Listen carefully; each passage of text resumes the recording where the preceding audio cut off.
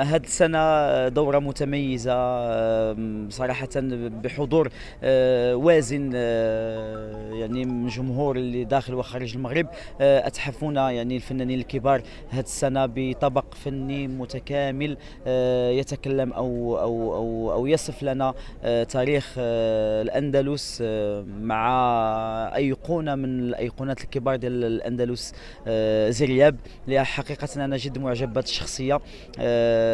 شخصية كبيرة موازنة بصمات للفن الأندلسي، وبطبيعة الحال نحن كمغاربة نعتز بهذه الثقافة هذه. اليوم شفنا شفنا حوار جميل ما بين الفنانين الإسبان والمغاربة أيضا. فكل توفيق لإدارة المهرجان لأنها تحت هذه الفرصة الكبيرة لجمهور مدينة فاس باش أنهم يتبعوا هذه الافتتاحية الأكثر من رائعة.